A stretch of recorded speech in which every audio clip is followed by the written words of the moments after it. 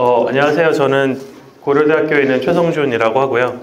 오늘 두 번째 발표를 맡게 되었습니다. 오늘 이렇게 불러주셔서 너무 감사합니다. 앞에 유영근 박사님도 그렇고 뒤에 부줄 대표님도 그렇고 아마 되게 실습이 가능한 것들을 많이 보여주실 것 같은데요. 오늘 제가 만든 슬라이드는 영상과 그림 위주거든요. 그래서 수식은 하나도 없을 예정이고 코드도 아마 없을 거고 영상과 그림 위주여서 그냥 조금 편하게 그냥 다큐멘터리 정도를 본다고 생각해 주시면 좋을 것 같습니다. 그래서 무엇을 발표할까 생각을 좀 해봤었는데 제가 주로 발표를 했던 것들이 뭐냐면 저는 이제 로보틱스를 하는 사람이고요.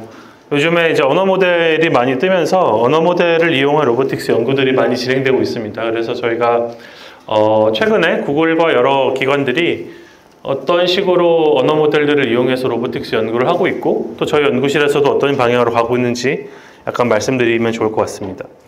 간략히 제 양력 소개를 하면 저는 사실 전자과에서 학사, 석사, 박사를 다 했고요. 그리고 이제 카카오브레인이라는 회사에서 약간 AI스러운 걸 하다가 그 디즈니, 여러분이 아시는 그 디즈니의 이제 연구 조직에서 로보틱스와 휴먼 오버 인터랙션을 하고 현재는 고대에 있습니다. 그래서 기계과랑 거리가 좀 멀다고 생각할 수도 있는데 저희 연구실 학생들의 절반 이상이 기계과입니다. 아무래도 저희가 하는 연구들 자체가 하드웨어를 이용해서 AI를 해야 되기 때문에 선택을 좀 할 때가 있는 것 같아요. AI를 하는 학부생들 중에서 베이스가 뭐 CS나 전자과인 학생들을 이제 기계과스러운 걸 가르칠까, 뭐 기구학이나 역학이나 아니면 이제 기계를 했던 뭐 설계나 기구학이나 역학을 좀 아는 학생들을 AI를 가르칠까가 이제 선택의 여지인데 후자가 조금 더 좋은 것 같아요. 그래서 여러분들도 혹시나 이제 로보틱스에 관심이 있고 뭐 매니플레이션 같은 기본적인 어떤 뭐 고전적인 로보틱스가 아니다 하더라도 AI와 로보틱스 섞는 연구도 충분히 하실 수 있으니까 그런 얘기를 좀 해보려고 합니다. 그래서 제가 오늘 발표할 거의 가장 큰 팀은 뭐 리서치 매니페스토라고 적어놓긴 했지만 A robot in every home. 그래서 모든 집에 로봇이 한 대씩 있으려면 어떻게 해야 될까라는 관점에서 오늘 제 톡을 들어주시면 좋을 것 같고요. 이러한 관점에서 최근의 어떤 흐름들을 말씀드리도록 노력을 하겠습니다. 앞에서 이제 유영근 박사님이 잘 설명해 주신 것처럼 GPT가 굉장히 뜨게 됐고요. 사실은 이제 GPT라는 거는 다음번 단어를 예측하는 무언가로 시작을 했었죠. GPT-3는.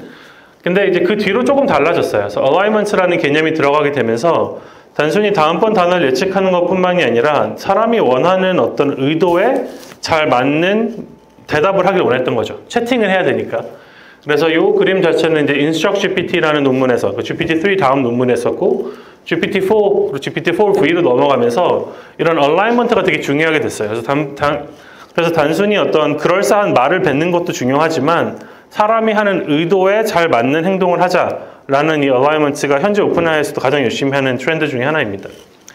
동시에 요즘에 많이 뜨고 있는 것 중에 하나는 뭐냐면 어떤 이미지에서 내가 찾고 싶은 물체인 바운딩 박스를 찾는다고 했을 때 단순히 내가 알고 있던 어떤 클래스 레이블들, 뭐 강아지나 뭐 사람이나 고양이를 찾는 것뿐만이 아니라 내가 준 텍스트에 컨디셔닝 되어 있는 오브젝트 디텍션도 많이 뜨고 있어요.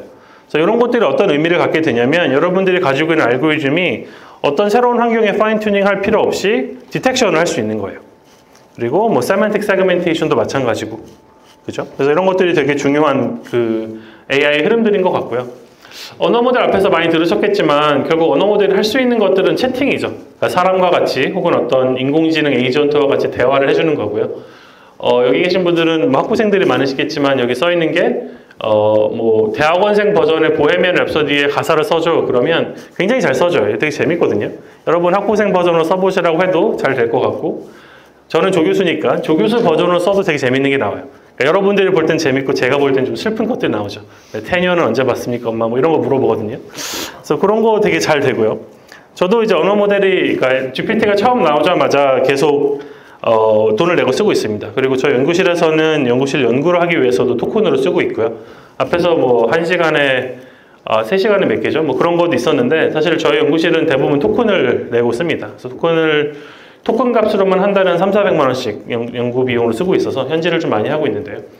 어디에 제일 많이 쓰냐면 이런 코딩을 할 때 제일 많이 씁니다. 그래서 코드를 굉장히 하이 레벨로 물어볼 수도 있고 뭔가 디버깅을 해줄 수도 있고 아니면 뭐 정규식으로 무슨 텍스트 파싱을 해줄 수도 있고 뭐 이런 식으로 GPT가 코딩을 많이 쓰고요. 이거 꼭 말씀드리고 싶은 이유는 로보틱스에 이런 어떤 코딩이 가능하다는 성질을 이용해서 많은 어플리케이션들이 나오고 있어요. 최근에 GPT-4V가 나왔죠. 그죠? 그래서 이미지를 넣고 뭔가 추론을 할 수 있어요. 그래서 원래는 이제 달리3를 이용해서 생성도 할 수 있었지만 여기 써 있는 것처럼 이제 뭐가 보이냐라고 했을 때 뭐 What do you see here? 그러면 I see an office space with various superhero themed items 하면서 쭉 나와요. 그래서 뭐 아이언맨 건틀렛도 있고 뭐 컴퓨터도 있고 뭐 아이언맨, 다스 베이더, 캡틴 아메리카 쇼, 토르 해머 이런 식으로 굉장히 잘 되는 걸 알 수 있어요. 그래서 우리가 이제 이미지 안에서 어떤 일들이 일어나고 있는지를 어떤 비전 랭귀지 모델, 그러니까 멀티모달 언어 모델을 이용해서 분석이 가능해지고 있는 거죠. 이건 저희 연구실에서 많이 쓰는 이미지인데 실제로 제 방에서 찍은 이미지고요. 이런 식으로 테이블탑 위에서 어떤 물체들이 있을 때 이 물체들 사이의 어떤 관계식 또 우리가 GPT가 그냥 바로 뱉어주는 거예요. 그냥 이미지만 넣고 이 이미지들이 어떤 건지 설명해주고 얘네들의 관계를 말해줘. 그러면 이런 걸 보통 씬그래프라고 부르는데 씬그래프 그냥 말해주고 그러면 굉장히 신기하죠. 에너지 드링크 캔 색깔도 알려주고 브랜드 이름도 알려주고 다 알려주죠. 어떤 게 어디에 왼쪽에 있고 오른쪽에 있는 것도 알려주는 거죠. 그래서 이런 매니플레이션 같은 걸 할 때도 굉장히 이런 것들이 잘 쓰입니다. 그래서 이런 게 이제 나온 지 한 길면 뭐 랭귀지 모드 나온 지는 1년, 비전 랭귀지 모드 나온 지 한 6개월쯤 됐는데 이런 것들을 이용해서 굉장히 많은 논문들이 쏟아지기 시작했어요. 그래서 제가 오늘은 그냥 굉장히 간략하게 논문들을 그림과 영상 위주로 설명을 드릴 거고요. 여기 나오는 모든 논문들은 다 작년에 나온 것들입니다. 작년과 올해, 2023년과 2024년도에 나왔던 논문들입니다. 우리가 언어 모델 혹은 어떤 딥러닝이라고 하면 제일 먼저 생각할 수 있는 게 엔드 투 엔드죠. 예를 들어서 어떤 로봇이 빈대떡을 붙이고 싶어요. 그러면 빈대떡을 붙이는 로봇 그리고 로봇이 빈대떡을 붙이는 데이터를 잔뜩 모으는 거예요. 그래서 로봇이 빈대떡을 붙여야 돼 라는 텍스트와 그리고 로봇의 스테이트, 어떤 이미지, 그리고 액션, 매니플레이터 엔드 팩터의 포지셔닝의 변화량을 데이터를 잔뜩 모으면 되겠죠. 그걸 잔뜩 모아서 학습을 시키면 이런 걸 할 수 있습니다. 네, 뭐 굉장히 짧게 말했는데 이걸 하기 위해서 구글에서는 2년 정도 시간이 들어갔고 저자 수도 한 40명 정도 되는 엄청 논문을 하나 썼는데요. 그래서 로봇 트랜스포머 1이라는 게 재작년에 나왔고 2가 이제 작년에 나왔거든요. 그래서 보면은 put strawberry into the correct bowl, 즉 어떤 딸기를 집어서 어디다 넣으라고 말하진 않고 올바른 볼에 넣으라 그랬는데 로봇이 저 딸기를 딸기들이 있는 통에 넣는 걸 알 수 있고요. Move apple to Dunbar Nuggets. 그러니까 요 마크가 Dunbar Nuggets의 어떤 그 마스코트 같은 건데 여기다가 사과를 옮기는 걸 알 수 있죠. 이렇듯 이제 엔드-투-엔드로 문제를 풀 수가 있어요. 그죠? 데이터를 잔뜩 모아서 엔드-투-엔드로 문제를 풀면 되는데 이제 문제가 있죠. 이걸 하기 위해서 얘네들은 16대의 로봇을 18개월인가 써서 모았어요. 사실 그런 거는 구글이 아니고는 할 수가 없어요. 대학교 레벨에서도 할 수가 없고. 그래서 이런 이제 어려운 점들이 있기 때문에 언어 모델이 가지고 있는 여러 성질들을 이용해서 이런 문제들을 좀 잘 풀어보려고 합니다. 자, 그래서 이제 또 다른 방법이 뭐냐면 코드를 만들어내는 거예요.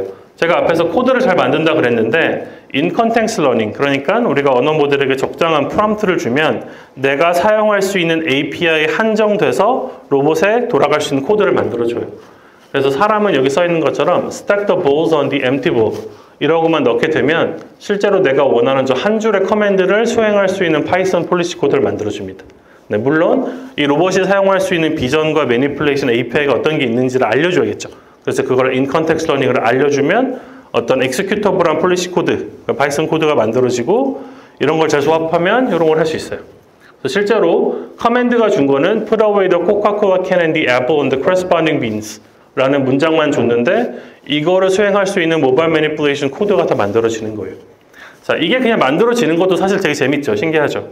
근데 이게 진짜 의미 있는 것 중에 하나는 뭐냐면 보면 코카콜라 캔과 사과를 어딘지 안 말해주고 corresponding beans 그거에 대응되는 통에다 넣으라고 했거든요. 그럼 코카콜라 캔은 recycles 재활용이 들어가야 되고 사과는 이제 매립하는 컴포스트에 들어가야 되겠죠. 그래서 보면 코카콜라 캔이 리사이클 빈에 들어가라고 애플은 컴포스트 빈에 들어가라고 하게 됩니다. 그래서 이런 것들이 뭐라고 말하냐면 언어 모델이 가지고 있는 상식 추론, common sense inference라고 불러요. 그래서 우리가 모든 거를 다 알려주지 않아도 우리가 당연히 이럴 법한 어떤 상식에 부합하는 거를 언어 모델이 중간에 끼워 넣을 수도 있습니다. 그래서 이런 성질들을 잘 이용하게 되면 코드를 가지고 그러니까 코드를 만들어내는 걸 돌릴 수가 있죠. 자, 이런 연구의 가장 큰 단점이라고 하면 내가 미리 가지고 있는 API만 쓸 수 있다는 데 있어요. 그래서 우리가 두 번째로 생각해 볼 수 있는 건 뭐냐면 이제 강화학습을 좀 이용해 보는 거죠. 자, 우리가 어떤 태스크를 원할 때, 예를 들면 사람처럼 걸어가는 걸 원할 때 그걸 강화학습으로 푼다 그러면 뭐가 필요하냐면 그거에 맞는 리워드 펑션을 만들어줘야 돼요. 이 리워드 펑션이라는 건 내가 원하는 행동이 이루어지면 점수가 높게 되고 아니면 낮게 되고. 근데 이 리워드 펑션을 만드는 게 되게 어려워요. 왜냐하면 사람처럼 걸어가라는 게 되게 다양한 모션이 가능하거든요. 그래서 여기서는 어떤 연구를 했었냐면 사람은 make robot dog stand up on 2 feet. 그러니까 두 발로 로봇 강아지가 서라고만 했는데 먼저 첫 번째 언어 모델이 이거를 조금 더 구체화시켜줘요. 그래서 torso of the robot should pitch upward at 90 degrees. 그래서 어떤 로봇의 그 torso, 몸통이 90도 돌아야 된다. 와 같이 사람처럼 그러니까 두 발로 선다는 게 어떤 건지를 말해주고 모션 디스크립터라는 어떤 언어 모델이 하나 있고요. 두 번째로 리워드 코더, 저 언어 모델에 있는 랭귀지 모델들 랭귀지 하나하나를 실제로 내가 리워드로 바꿔주는 이 두 가지 모델을 갖고 나면 리워드가 나오죠. 그럼 리워드가 나오면 이걸 갖고 강화학습을 돌리거나 이제 제어를 배우신 분이라면 이제 최적 제어, 모델 프리딕티브 컨트롤을 돌리게 되면 이걸 할 수가 있게 돼요. 그래서 단순히 리워드만 만들면 되기 때문에 이런 매니플레이션 도메인에서도 잘 되고요. 뭐 볼을 뒤집어라 아니면 저 손잡이를 돌려라 도 되고 이런 식으로 강아지가 문워크를 하는 것처럼도 할 수가 있습니다.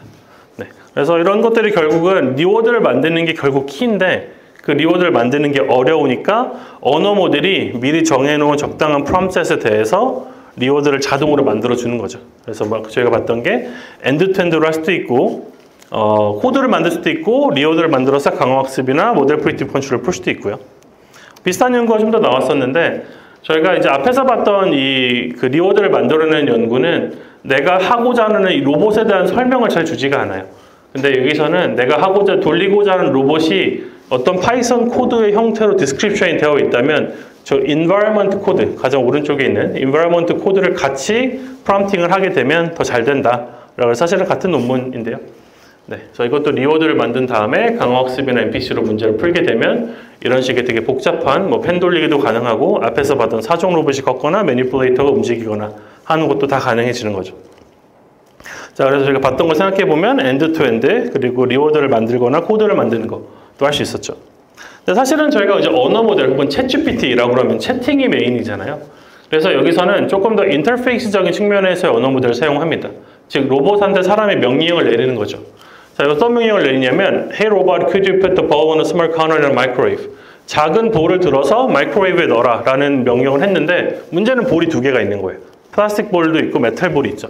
우리가 로봇한테 어떤 명령을 내릴 때 그 명령이 완벽히 정확하지 않을 수도 있잖아요.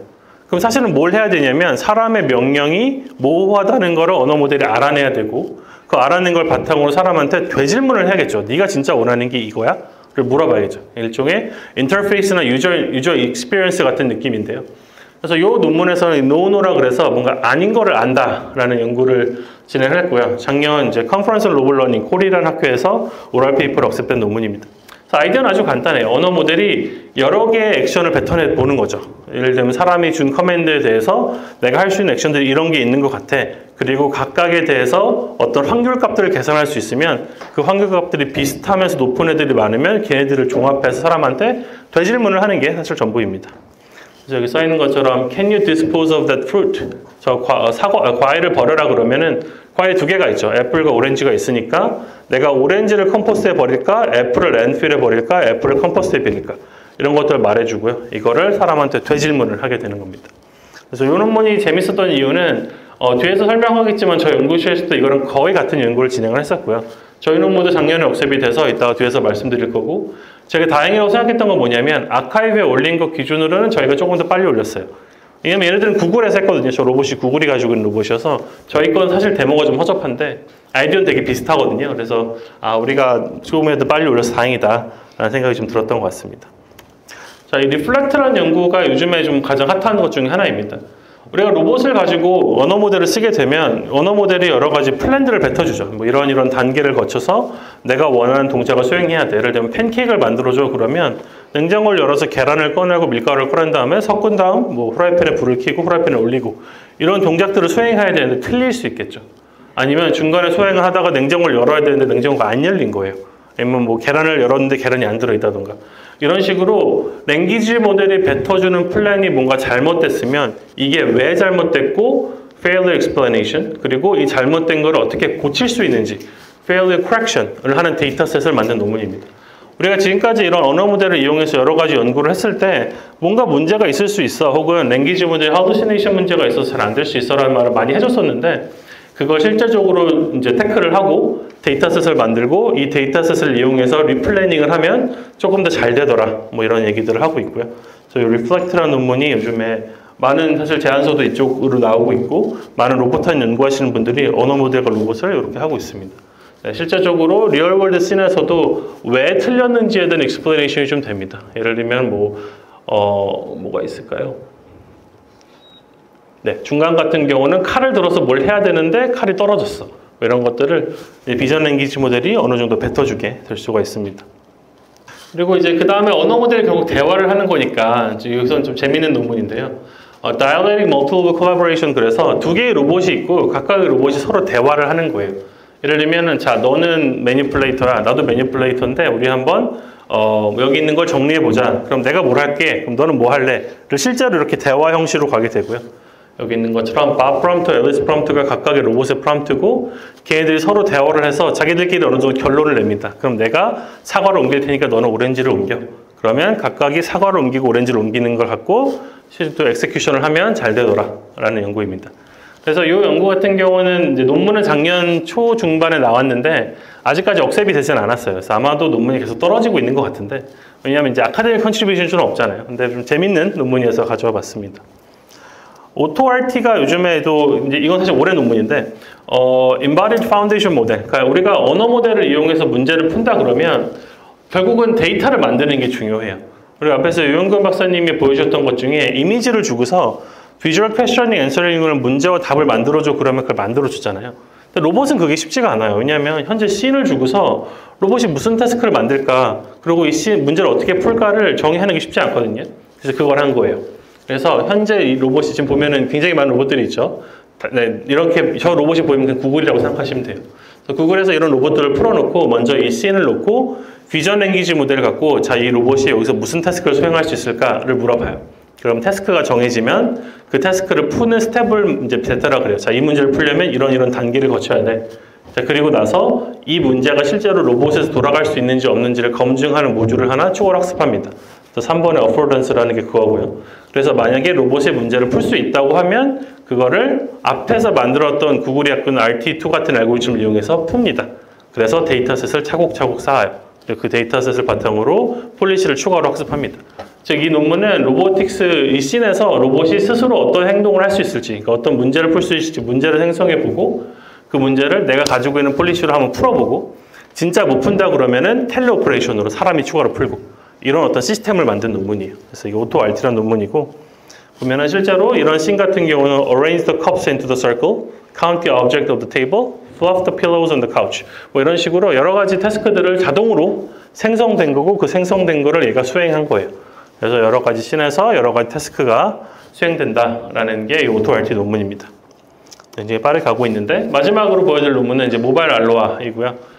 스탠포드 첼시 그룹에서 나왔던 논문이고요.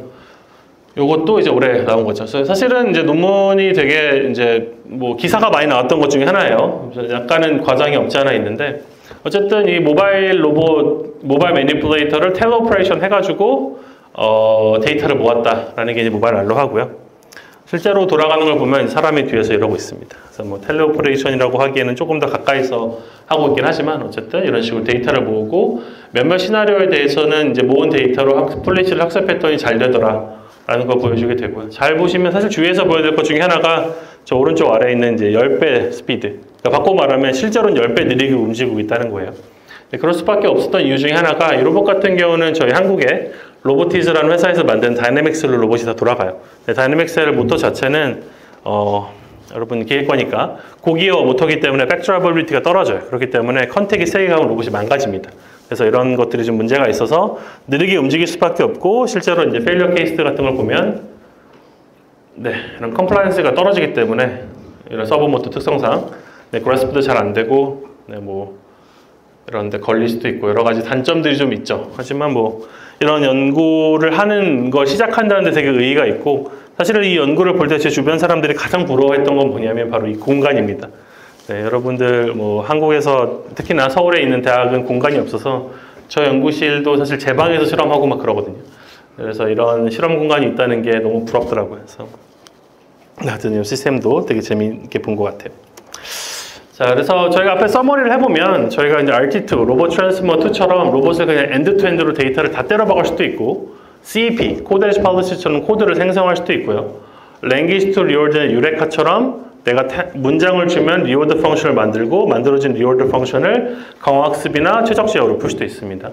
No 중간에 있는 것들은 이제 uncertainty in language communication, 그래서 사람과 로봇이 어떤 명령을 서로 주고받을 때 사람의 말 속에 있는 모호함이나 어떤 불확실성을 어떻게 잡을 수 있을까에 대한 거고, reflect는 interpretable and fail-safe robot planning으로 적어놨는데 사람이 어떤, 그러니까 로봇 랭귀지문들이 어떤 플래닝을 하게 되면 그 플래닝이 진짜 수행 가능한지 혹은 중간에 이미지를 보고 뭔가 잘못되고 있는 게 아닌지를 알 수가 있어요. 로코는 Dialogue-Based Robot Collaboration, 그래서 로봇이 서로 대화를 하면서 서로가 어떤 일들을 주고받는 거고요. Auto-RT는 내가 로봇이 어떤 정도 자율성을 가지고 있을 때 현재 씬에서 내가 할 수 있는 행동을 자동으로 샘플링을 하고 그 샘플링한 걸 바탕으로 실제 수행을 하는 거고요. 모바일 알로하는 텔레오퍼레이션, 그리고 약간의 모방학습. 그래서 이런 것들이 다 작년과 올해 나왔던 논문으로 요즘에 어떻게 보면 로봇 트렌드라고 볼 수 있을 것 같아요. 그래서 제가 봤을 때 이제 올해의 트렌드는 엔드-투-엔드 러닝은 절대 아닐 것 같고요. 왜냐면 저 RT2 논문이 컨퍼런스 로봇 러닝에 제출이 됐었는데 오랄이 안 되고 포스터가 됐거든요. 근데 제가 봤을 때 저 리플렉터와 같이 어느 정도 랭귀지 모델을 뭔가 뱉어줄 수는 있는데 이게 진짜 잘 되냐, 혹은 랭귀지 모델 뭔가 잘못 뱉었을 때 이거를 그러니까 fail proof 하게 하면 어떻게 될까, 어떻게 하면 리플래닝을 하고 어떻게 하면 백업을 할 수 있을까, 이쪽이 제가 봤을 때는 올해 되게 키 연구가 될 것 같아요. 그리고 오늘은 얕게 넓게 갈 거니까 휴머노이드 영상들을 좀 준비해 봤어요. 그래서 아마 한국에서는 아직까지 안타깝게도 휴머노이드 회사가 없습니다. 네, 그러니까 한국에서 휴머노이드를 그나마 만들고 있는 분들은 계시죠.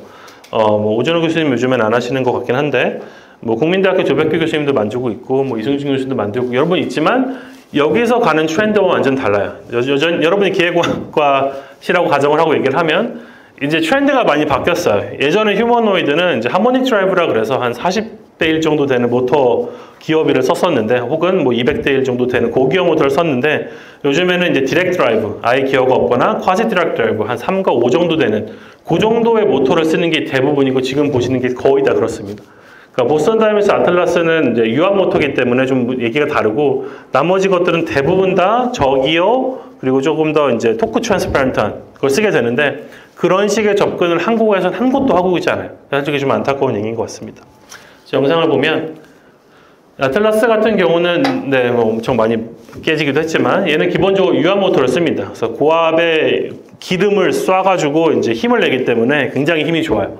그래서 이 정도의 힘은 사실은 전기 모터 내지 못해요. 그래서 얘가 가장 많은 일들을 할 수 있고, 아틀라스는 사실 이런 점프 모션이 가능한 게 그래서 그런데, 사실상 이제 유압 모터를 쓰기 때문에 가장 큰 단점은 안정성이죠. 왜냐면 이게 결국 고압에 기름이 있기 때문에 얘가 혹시나 끊어지면 옆에 사람이 이제 그 기름을 맞으면 정말 크게 다칠 수 있어요. 사실상 이건 사람 옆에 갈 수가 없고, 전기 모터를 가고 있죠.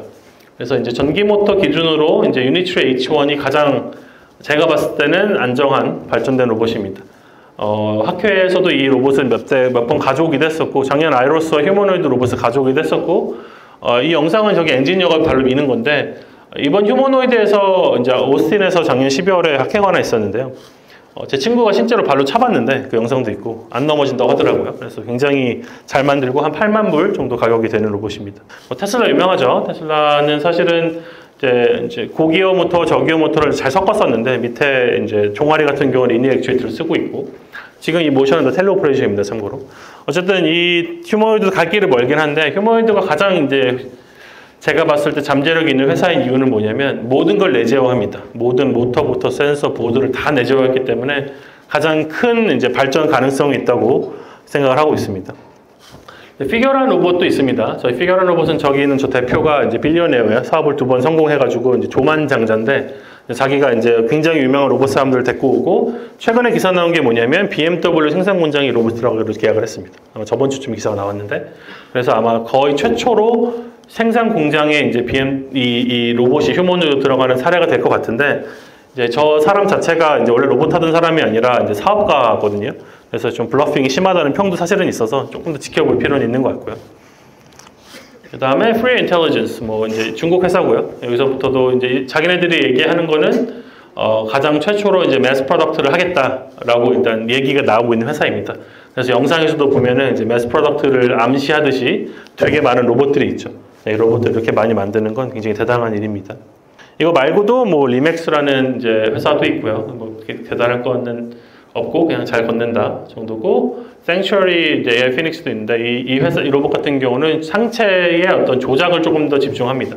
걸을 수도 있는 로봇이기는 한데 조금 더 이제 텔레오퍼레이션이라든가 어떤 타스크를 잘 푼다라고 보고 있고요. 마지막 보여드릴 회사는 이제 ITMC의 나디아라는 로봇이고요. 이 로봇은 저희가 앞에서 봤던 거랑 다르게 이제 이것도 유한 모터를 씁니다. 보면 이제 케이블이 있죠. 그래서 얘네들 같은 경우도 이제 유한 모터와 전기 모터를 잘 섞어가지고 원래는 저 나디아라는 이름을 여러분이 아시는지 모르겠는데 저게 이제 체조 선수 이름이거든요. 최초로 10점 만점을 했던. 그래서 이제 체조 선수와 같은 어떤 짐내스틱 무브먼트를 만들겠다라고 이제 엄청 포부가 크게 시작했던 프로젝트인데 제 친구도 여기 가 있고 몇 명. 그래서 근데 이제 조금은 이제 결과물은 그냥 일반적인 휴머노이드가 나온 것 같아요.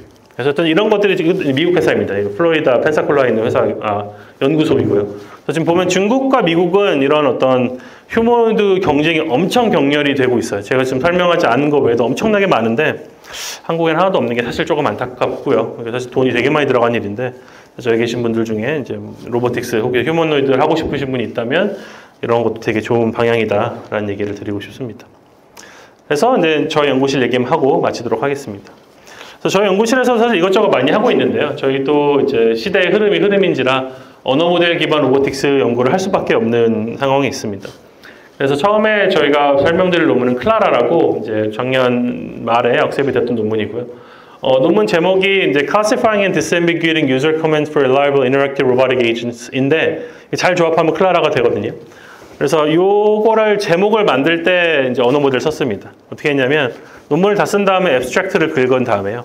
GPT한테 물어보고 자 제목 지어줘. 네. 에크로놈으로 제목 지어줘 그러면 제목을 막 지어줘요.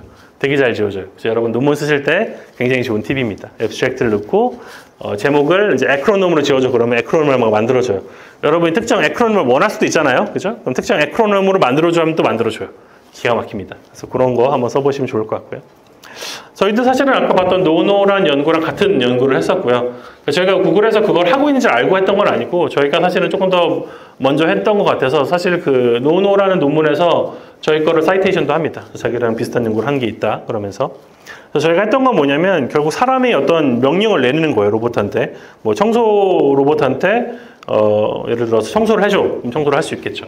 근데 청소 로봇한테 아무 말을 해줘 못할 거 아니에요. 결국은 사람이 주는 커맨드가 feasible한지, 클리어한지, ambiguous한지, 그러니까 뭔가 모호한지를 알아내고 이 알아낸 걸 바탕으로 사람한테 되질문을 하는 시스템을 만들었습니다. 그래서 뭐 자세한 건 넘어가도록 하고요. 결국 해야 될 건 뭐냐면 사람이 어떤 커맨드를 내렸을 때 이런 씬에서 디텍션을 하고요. 이 디텍션은 아까 봤던 오픈 보캡 디텍션으로 하게 됩니다. 그러면 사람이 어떤 질문을 했을 때 로봇이 대답을 해야겠죠. 자, 내가 뭘 할 거야. 근데 언어 모델이 뭔가 대답을 할 때 uncertainty를 어떻게 계산할까에 대한 연구를 진행한 거예요.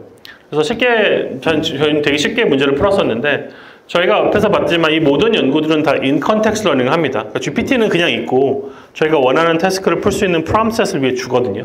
근데 이 프롬셋의 순서를, 그러니까 프롬셋에 예를 들면 문단이 4개면 4개 문단의 순서를 바꾸면 결과가 조금 달라지는 경향이 있어요.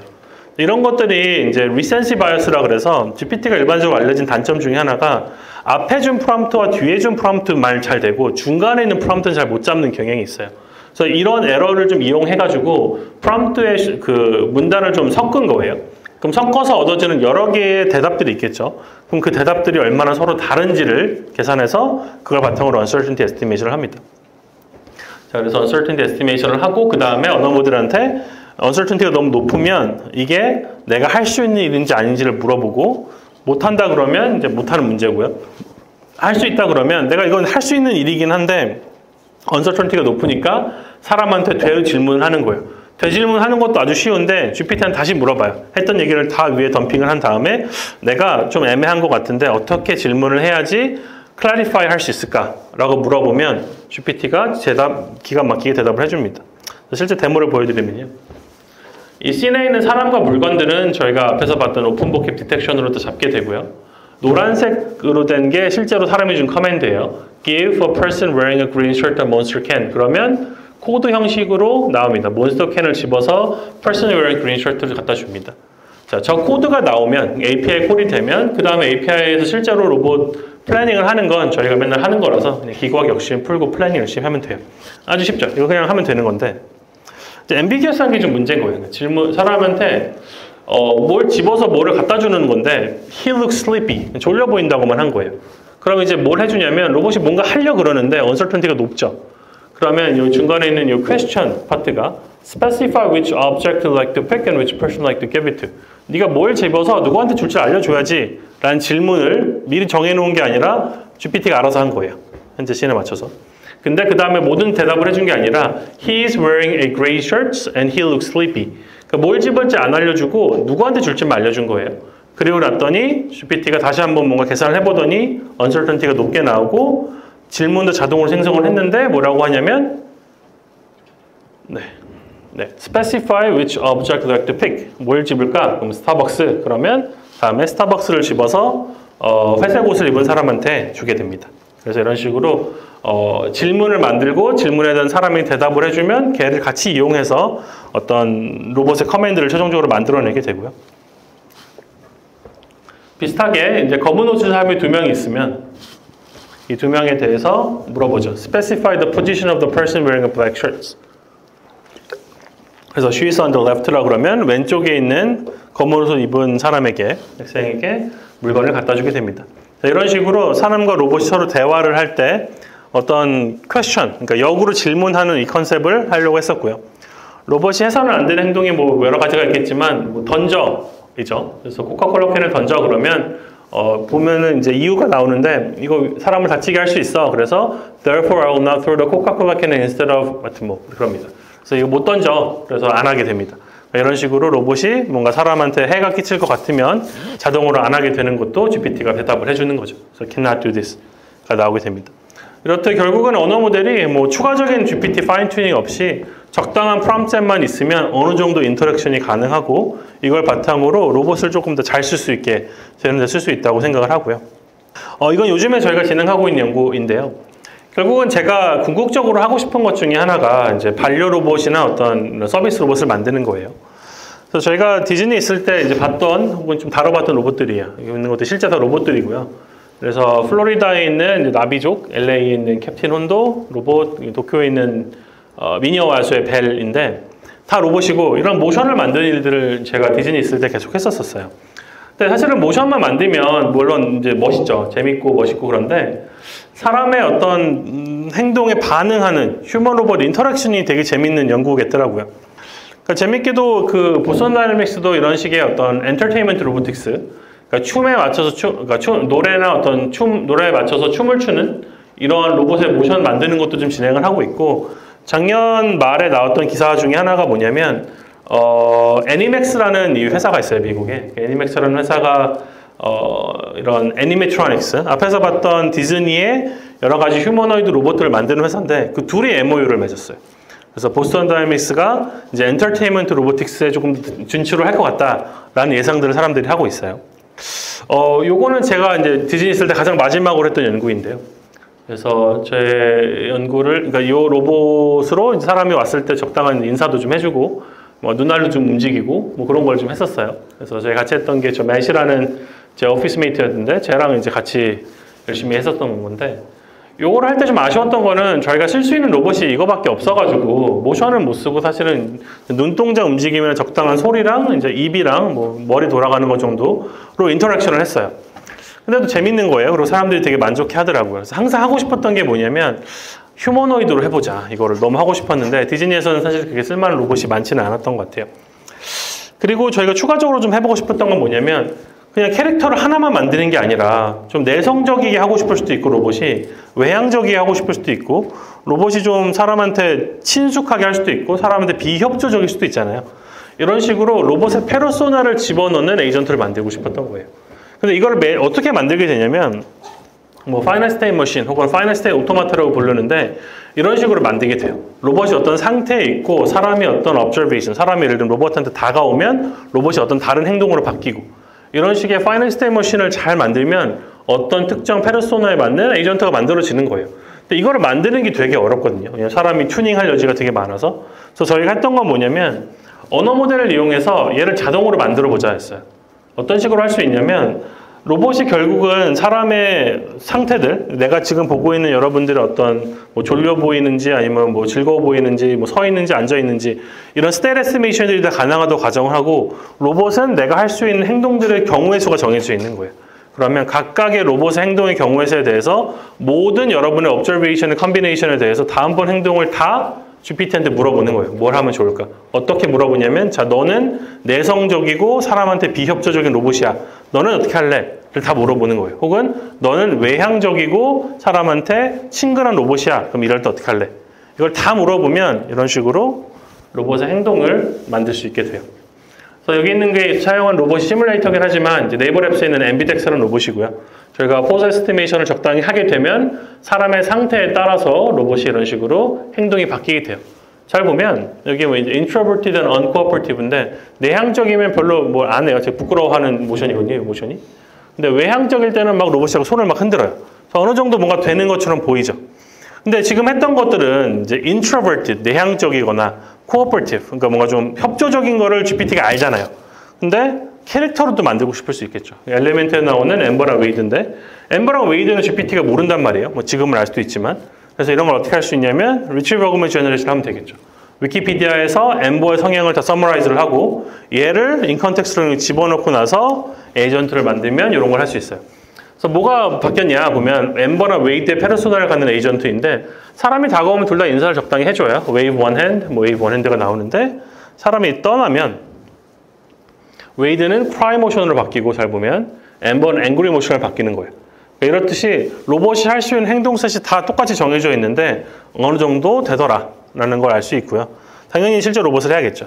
그래서 저희가 이제 네이버 1784라는 네이버 2층, 본사 2층 건물에서 실험을 매주 2번씩 하고 있습니다. 그래서 네이버랑 같이 일을 한 지 한 3년쯤 됐고, 시스템을 열심히 만들고 있어요. 그래서 보면은 이제 얼굴도 붙여가지고 적당히 이모지도 집어넣고 모션도 만들고 그다음엔 이런 걸 할 수가 있습니다.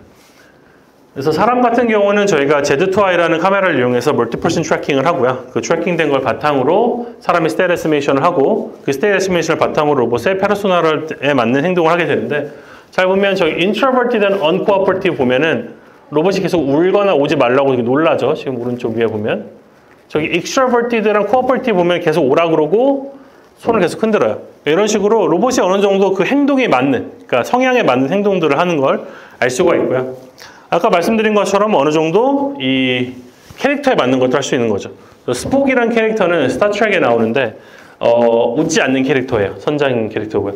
그렇기 때문에 손을 절대 올리지 않아요. 항상 그 아이들 상태만 유지하게 되고 오즈의 마법사에 나오는 겁쟁이 사자는 계속 울고 있어요. 미니언즈는 항상 행복하고 스크루지는 계속 뭔가 이렇게 화나 있어요. 그러니까 이렇듯이 어느 정도 저희가 뭐 딱히 뭐 이 미니언에 맞는 행동을 집어넣는 게 아니라 모든 가능한 행동 셋이 있고 그것들 중에서 각각의 페르소나에 맞는 행동을 GPT가 자동으로 골라서 그걸 바탕으로 파이널 에스티메이션을 자동으로 만들어서 로봇을 다 집어넣는 거죠. 그래서 이런 것들을 저희가 계속 진행을 하고 있고 여러 가지 실험들을 좀 하고 있습니다. 좀 빨리 얘기를 했는데 앞에서 이제 마지막 슬라이드입니다. 네.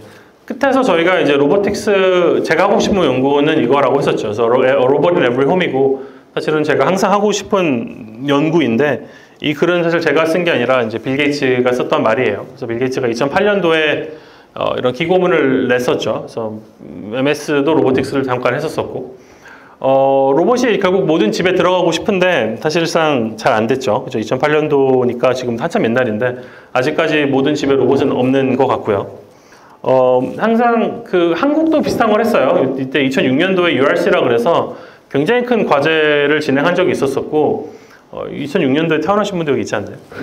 근데 어쨌든 제가 이제 2007년도부터 이제 병특으로 청소를 만든 회사에 있었었는데 제가 있던 하늘로보틱스라는 회사에서도 이제 이런 과제에 참여해서 로보틱스를 열심히 했었고 빌 게이츠가 말했던 거 굉장히 똑같죠. URC가 Ubiquitous Robotic Companion. 결국 로봇 동반자, 국민 로봇을 하겠다는데 1가구 1로봇이 사실 실패했죠. 그래서 사실은 우리가 원하는 건 이제 이런 거죠. 이런 어떤 집에 로봇이 다 있기를 원하고 이런 걸 위해서 저희가 열심히 달려가고 있는데 요즘에 언어 모델이 나오면서 조금은 세상이 달라진 것 같아요.